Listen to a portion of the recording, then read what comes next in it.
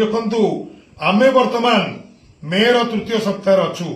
ସାରା ଓଡ଼ିଶା ଜଳୁଛି ଏବଂ ପାରଦ 40 ଉପରେ ରହିଛି। 1100 ଟ୍ୟୁବୱେଲ ବର୍ତ୍ତମାନ ସାଂସନ ହେଇପାରିଲା ନାହିଁ କି କୌଣସି ଜାଗାରେ ଖୋଳା ହେଇପାରିଲା ନାହିଁ। ଜଳକ୍ଲିଷ୍ଟ ଭିତରେ ମହାକାପଡ଼ା ରହିଛି। ଶୁଣନ୍ତୁ ଆମ ଯୁବ ବିଧାୟକ କଣ କହିଥିଲେ ଇଲେକ୍ସନ ଟାଇମରେ। କହିଥିଲେ ବରକନ୍ଦାରେ କହିଥିଲେ ମୁଁ ମହାକାପଡ଼ା ପୁଅ, ମୁଁ ପାଟକୁରା ପୁଅ ନୁହେଁ। ଯଦି ମୁଁ ନଦେବି ମୋ କାନ ମୁଡ଼ି ଆପଣ ଚାପଡ଼ା ମାରିବେ। ଦେଖିବା କୋଉଦିନ ବରକନ୍दा ଯାଉଛନ୍ତି ମୋ ମା ମାଉସୀ ମାନେ କୋଉଦିନ ଚାପଡ଼ା ମାରୁଛନ୍ତି। ଦେଖନ୍ତୁ ଭିଡିଓ, ଦେଖନ୍ତୁ ସ୍ପଷ୍ଟ ଭାବରେ। ମୁଁ ଏ ମୋ ଘର ପାଟକୁରା ନୁହଁ, ମୋ ଘର ମହାକାଳପଡ଼ା। ମୁଁ ମୋ ଘର କଥା ଯେତିକି ଚିନ୍ତା କରିପାରିବି ଆଉ କେହି ଚିନ୍ତା କରିପାରିବେନି। ଯଦି ନହେଲା ମୋ କାନ ମରିକି ଆଣିବେ। ଜୟ ଶ୍ରୀରାମ, ଜୟ ଶ୍ରୀରାମ, ଜୟ ଶ୍ରୀରାମ। ଆଚରଣ କଣ, ଉଚ୍ଚାରଣ କଣ, ବିରାଟ ପ୍ରଭେଦ ଅଛି। ଏକଥା କହି ରଖିବାକୁ ଚାହୁଁଛି। ଆକୁ ଛାଡ଼ି ଯେତେ ଓଭରହେଡ୍ ଟ୍ୟାଙ୍କ ହେଇଛି 40% ଓଭରହେଡ୍ ଟ୍ୟାଙ୍କ ବର୍ତ୍ତମାନ ପାଣି ଚାଲୁନାହିଁ। ମୁଁ କେତେଗୁଡ଼ିକୁ ଉଦାହରଣ ଦଉଛି। ବରକୁଳ ପଞ୍ଚାୟତର ଆଇତପୁର, ପାଟଲିପଙ୍ଗ ପଞ୍ଚାୟତ, କେଆର ବ୍ୟାଙ୍କ, ବରକନ୍ଦା, ଛେଡ଼ାକଣି, ଏମିତି ବିଭିନ୍ନ ପଞ୍ଚାୟତରେ ବିଭିନ୍ନ ଜାଗାରେ। ଆହୁରି ସବୁଠୁ ବଡ଼ କଥା ହେଉଛି ଆପଣ ବତିଘର ପଞ୍ଚାୟତର କୋଚିଲା ବେଲାରେ ଯାଆନ୍ତୁ। ପିଲା ଲୋକମାନେ, ପରିବାର ମାନେ, ମା ଭଉଣୀ ମାନେ ଗରା ହାଣ୍ଡି ବାଲ୍ଟି ଧରି ଠିଆ ହେଉଛନ୍ତି।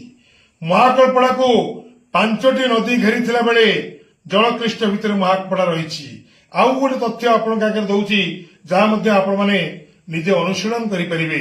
ଆପଣ ଜାଣିଥିବେ ମହାକାଳପଡ଼ା ନିର୍ବାଚନ ମଣ୍ଡଳୀରେ 2ଟି ୱାଟର ଟ୍ରିଟମେଣ୍ଟ ପ୍ଲାଣ୍ଟ ଅଛି।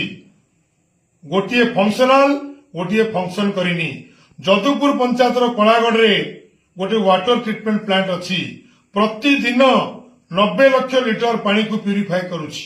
ଇଏ 14ଟି ପଞ୍ଚାୟତକୁ ପାଣି ଯୋଗାଉଛି। ସେହିପରି ଆପଣ ଦେଖନ୍ତୁ ମଣିକୁନ୍ଦା ପଞ୍ଚାୟତ ଗୋଟେ ମାନ୍ତ୍ରୀ ଗାଁ ଅଛି। ସେଠି ଆଉ ଗୋଟେ ୱାଟର ଟ୍ରିଟମେଣ୍ଟ ପ୍ଲାଣ୍ଟ ଅଛି। ଆମେ ଶୁଣୁଥିଲୁ ଅତନୁ ବାବୁଙ୍କ ପିରିୟଡରେ ଆରମ୍ଭ ହେଇ ଏପର୍ଯ୍ୟନ୍ତ ଚାଲିଛି। ନା ଅତନୁ ବାବୁ କିଛି କରିଗଲେ, ନା 2 ବର୍ଷ ଗଲାଣି ଫଙ୍କସନାଲ ହେଲାଣି। ଏହା ଲୁଣା ନଦୀ ଉପରେ ଚାଲିଛି ରହିଛି। ଆର ପାଣି ଲୁଣା ନଦୀରେ ଆସୁଛି। 24ଟି ପଞ୍ଚାୟତକୁ କଭର କରିବା ପାଇଁ କରାଯାଇଛି। ବର୍ତ୍ତମାନ କାମ ଶେଷ ହେଇନାହିଁ। ମୁଁ ଏ ମର୍ମରେ ଆମର ଯେ କଲେକ୍ଟର ମହୋଦୟ ଅଛନ୍ତି, ଦକ୍ଷ ଅଫିସର, ତାଙ୍କୁ ପ୍ରଶ୍ନ ପଚାରିବାକୁ ଚାହେଁ। ଇଏ ଜଳକ୍ଲିଷ୍ଟ ମହାକାଳ ପାଇଁ ଆପଣଙ୍କର ଯୋଜନା କଣ ଅଛି?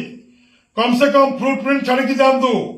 ଇଏ 1992 ମସିହାରୁ କଲେକ୍ଟରେଟ୍ ହେବା ଦିନଠାରୁ ଯୋଉ ସମସ୍ୟା ଥିଲା, କମ ସେ କମ ଲୋକ ଆପଣଙ୍କୁ ମନେ ରଖିବେ ଯଦି ଜଳକ୍ଲିଷ୍ଟ ମହାକାଳପଡ଼ାରେ ପାଣିର ସୁବିଧା ହେଇପାରିବ। ବିଧାୟକ ମହୋଦୟଙ୍କୁ କହୁଛି ଆପଣ ଯାହା କହିଥିଲେ ଇଲେକ୍ସନ ସମୟରେ କାର୍ଯ୍ୟକାରୀ କରନ୍ତୁ। ଯେମିତି କହିଥିଲେ ଲୋକମାନେ ମୋ କାନ ଧରି ପଚାରିବେ, ପଚାରିବା ସମୟ ଆସିଗଲାଣି। ଆପଣ ନିଜେ ଆତ୍ମସମୀକ୍ଷା କରନ୍ତୁ କେତେ ବଡ଼ ଧୋକା ଦଉଛନ୍ତି ମହାପଡ଼ା ମାଟିର ଲୋକମାନଙ୍କୁ।